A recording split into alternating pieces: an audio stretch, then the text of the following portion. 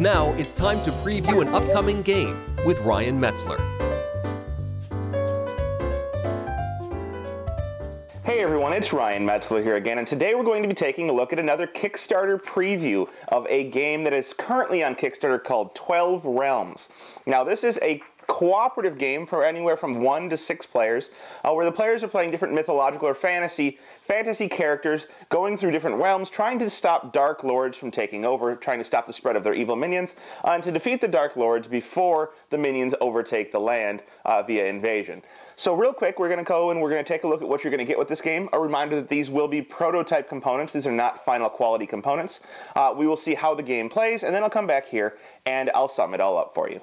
So here you can see the setup for a 2-player game of 12 Realms. You can tell this is a 2-player game because there are 2 realms here, 2 character cards, and 2 characters out on the board. The game can play anywhere from 1 to 6, and with 1 player there'd only be 1 realm, and with 3 players there'd be 3, and 4 to 6 there'd be 4 realms, and the other realms look like this.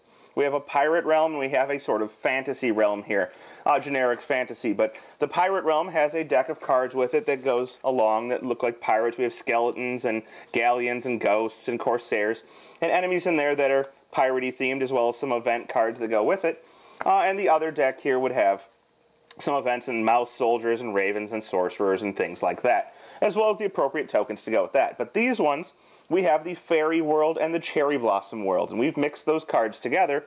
So you have, the Tengu and the red oni, some goblins and some dryads and stuff like that in this deck that will be invading these lands, because the Dark Lords, right here, you can see we have Dark Lords. We have Titania right there, and we have, I don't know the name here, but you have an appropriate Dark Lord for the other world. And they're going to be sending their minions in order to try and take over until such point that they arrive themselves and the heroes have to defeat them. Now our heroes we have right now are Robin Hood and Red Riding Hood. And they have abilities on them. You'll see here that this one has 3 swiftness, he has a combat, and he has 2 craft. And those are all outlined on here. And Red Riding Hood similarly has some icons here. In addition, she has a charm and some other stuff, some more swiftness. Robin Hood also has some abilities on his card. He says that he can use 2 swiftness in town to get a gold, and gold are these little tokens here that you can use to buy stuff. There are other heroes such as D'Artagnan, and we have Snow White, and the Sugar Plum Fairy, Joan d'Arc, the Nutcracker. So you get to choose who you want to be before the game starts and use those abilities appropriately. Underneath each card we have a set of tokens, and these tokens represent the abilities printed on the card that you'll be using in order to do fights, to pick up treasures, to pick up artifacts, and all different sorts of things. On the realms we have out here, we can see that our heroes are in town, and you have to start in town. And then we have several things placed around the board. For example, there's a treasure here that can be picked up by exploiting or using one of your craft. You can see it has a book printed on it. So if you use a craft, you can pick that up, and those are placed in areas 1 and 2.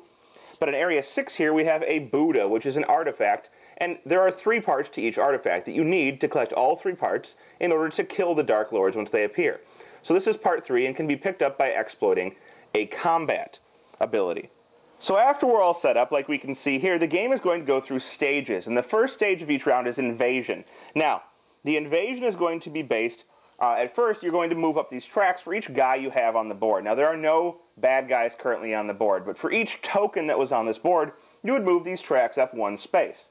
The reason this is bad is, if it gets to 16, the Dark Lord for the appropriate realm is going to appear, and she has her own token, which is, kind of difficult to beat. So when she appears, you have to deal with her. But the only way to win the game is to kill the Dark Lord. So you're going to have to let it get up to 16 at some point, and it will.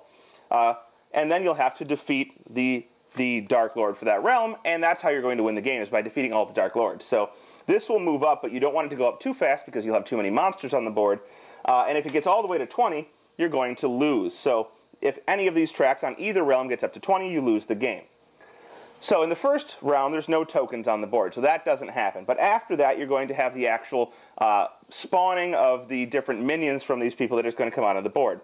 And what's going to happen is you're going to reveal 2 cards per realm, plus 1 extra card. So right now we're going to reveal 5 cards from this deck. If it was a 3-player game, we'd reveal 7 cards. So we would take the top 5 cards of this deck, and we would reveal them 1 at a time. And we'd see here, okay, we found a dark unicorn. That dark unicorn is going to spawn. and he's going to spawn in the green realm because he matches the green, and you're going to spawn him in a random area. So we would roll, and he spawns in the 4th spot on this board. So we'd find 4.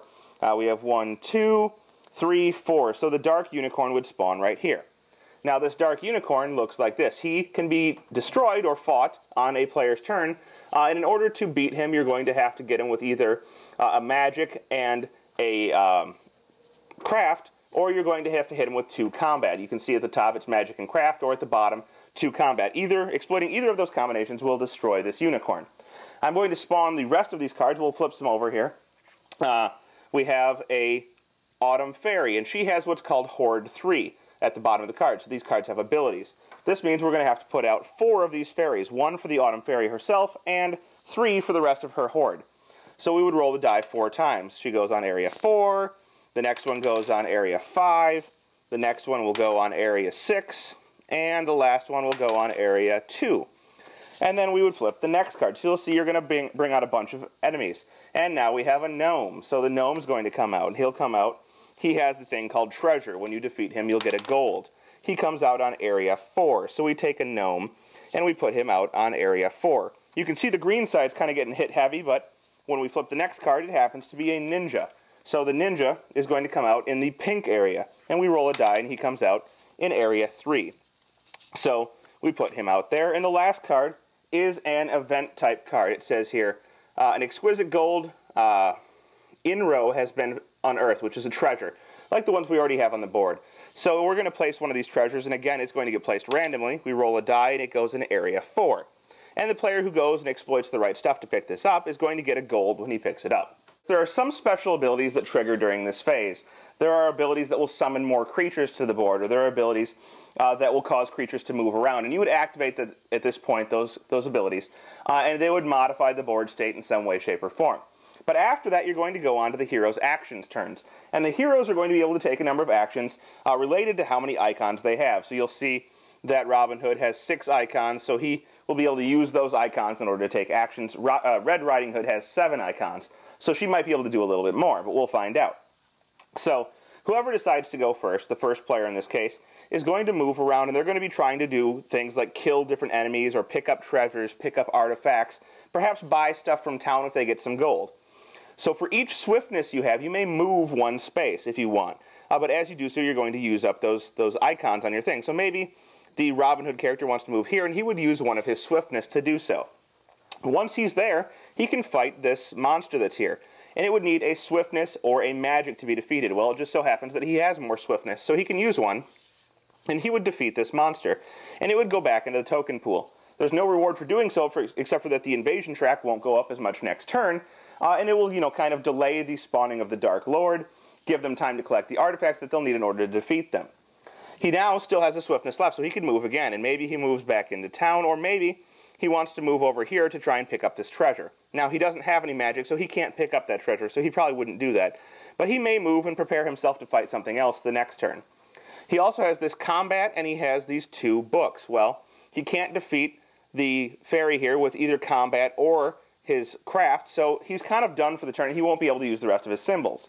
But after this, Robin Hood would get to go, and she would do the same thing, likewise. So maybe she moves over here to fight this ninja, and then she uses one of her swiftness and her combat in order to kill the ninja, removing him from the board. After that, perhaps she uses another swiftness to move on to this treasure. And then she picks up the treasure with one of her craft, and she, for picking that up, will get a gold, which goes on her card. And she can spend that gold later to buy things. Now, she still has a swiftness left, so she can move back to town. What she can't do is take an action to buy anything, because she hasn't yet got any swiftness left in order to make a buy action. But what she could do eventually is, if she was in town and she had a swiftness left, she could spend that swiftness to go through this deck of cards and draw 2 of them. And what these would let her do is let them buy them in order to get more abilities or some various different actions. So for example, this one here says if you spend 2 gold, you can buy this thing, and it's a mount. And it has more icons on it, so it would give you more ability to do stuff. She would have another swiftness and a magic. And it says she could use 2 of her swiftness, exploit 2 swiftness, in order to move herself anywhere she wants on either realm. So she could travel a lot faster if she had a Pegasus, and she'd take this card. She would put it with her own cards, and she'd be able to use that on her turns. Now, some of these cards will have an ability called Aegis, A-E-G-I-S. And if you look through it, like this one here, the Gold Knight, if you spent your 2 gold to buy this guy, he would give you those icons, but you could use him at one point to discard him, meaning that's the Aegis ability, you can discard them, and he's going to let you defeat any one enemy on your current board. So if you're having a real hard time with an enemy, you can use this guy to kill one of them straight off, but you lose the card. So you've essentially spent your money for a one-time defeat. After both of our heroes have finished doing whatever they're going to do on their turn with all of their abilities, be it picking up treasures or picking up the artifacts, they're going to go on and do what's called a refresh, and they're going to get all of their tokens back that they have expended. So now we're back up to our full abilities here, and she'd take her 7 tokens over here, and they'd be ready to go for the next round. So at the next round, again, you would do the invasion. We'd look and see how many guys are left on our board. So there's currently 5 on this board. It would go up very fast, and we'd be up to 5. And on this board over here, there's actually none. So maybe during the next round, Red Riding Hood would like to jump over to this area. Now, she can do that, but when she travels from town to town, her turn is over. So you can travel between realms, but it takes you a full turn to do so. You can also, if you're in the same area as somebody, transfer artifacts over to them. So this is important because in order to fight the Dark Lords when they come in, you're going to have all 3 of the artifacts for their realm. So you'll need to trade back and forth in order to get them to the other player. In addition, if 2 people are on the same area in order to fight something, they can ally.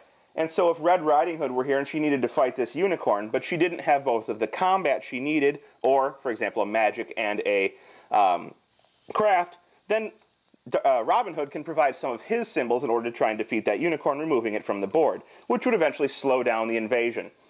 Now, as I said, we kind of skipped the last invasion step there, but another invasion step would happen, and then another round of player actions, and after that, another refresh phase, and continue until, at some point, one of these markers gets to 16.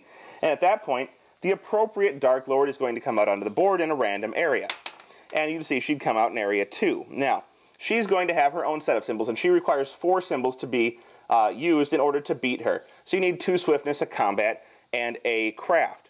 And if you do so, she's going to be removed from the board, and from that point on, during all invasion phases, you're going to ignore cards that come out from this deck that are matching the green side. The same is true for the pink side, and you're going to need to defeat both Dark Lords from both the green and the pink sides in order to win the game. And if you do so, you will be winning as a whole group. But if you don't manage to do so before one of these tracks reaches 20, you're going to lose. Now, there are a couple other things I didn't cover. For example, there are these blue tokens here, which you can get from some of the cards you buy from this deck. And these blue tokens are basically wilds that you can use at one point. So if you have this here, the gold is gold that you spend. But if you get these blues, you can use them as any symbol you want. Also, some cards, when you're fighting them, will force you to randomize what abilities you're using. There are enemies that force you to lose abilities from your card. There are enemies that force you to fight them with an ability that you don't know until after you've chosen to fight them, and that's called changeling. When you choose to fight them, they generate a random symbol on them, and you must match that symbol in order to win. So there's all types of things going on to prevent you from winning the game, to make it harder, to make it a little bit more unpredictable so that you don't do as well. Now, in addition to all of this, the base game, they've included several variants, one of which is this Dark Castle here. And this castle gets built when one of these tracks gets to 7, the first track to get to 7. The castle will get built wherever the last enemy came in. So, for example, let's say the last enemy to come in was this ferry. It's going to get built here. If that ferry was the last one to come in, this whole realm now, everything that spawns, is going to spawn here. And everything that spawns in this spot is safe from being destroyed. What you need to then do is to destroy this castle before you can kill anything else. And in order to destroy the castle, you need to exhaust either 3 combat or 3 magic to take it off the board, at which point the enemies are vulnerable again. But you can see if they're protected for too long, your invasion track's going to go up very fast and you're going to lose. In addition to that, there are these different little city areas, or they're kind of market stalls that you're going to distribute on the realms. And these are going to be areas where you can buy specific types of cards. So it's another way to spend your gold. You may have mounts, which give you more symbols and let you travel better, or refresh your things, refresh your different symbols. This one lets you fly anywhere you want. They're also going to have an area to buy weapons. So you're going to have ones that give you more crowns or more magic. Some of them will say, you know, your character is now immune to blast and dark magic, which are abilities that enemies have.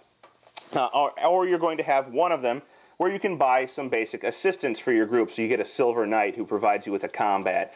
Or you get a Guild Thief who he gives you a craft, and he also gives you an ability where you can steal money from every of the creatures that's on the board in your area. So you'll see they've provided different ways for you to make the game harder with the castle, or to use different ways to use your gold throughout the game to improve your experience without changing the core dynamics of the game. But there you have it. That is 12 Realms. Well, there you have it. That is 12 Realms by Mage Company. Currently up on Kickstarter, I believe in their last week of funding. Already funded, but definitely looking to get their games into the hands of more people. The game is pretty easy to learn. You have those symbols and you match them up when you're trying to defeat things or pick up treasures or trying to pick up artifacts that you'll need later to defeat the Dark Lords. You can buy more cards in order to make your characters better, to give you different benefits. And all in all, you know, it's just got a good amount of variety going for it. You can scale the game if you want. You can play it easy if you just want to play with a small amount of realms, or you can increase the amount of realms for a more difficult game, or even increase the rate that creatures come out in order to make it a little bit harder on you if you think the game is going to be too easy for an experienced player. So with all of that said, if it sounds interesting to you, be sure to check out the link to their Kickstarter page. I'm sure they'd appreciate more pledges, and I'm sure you can get a great deal on a game that you might enjoy very much.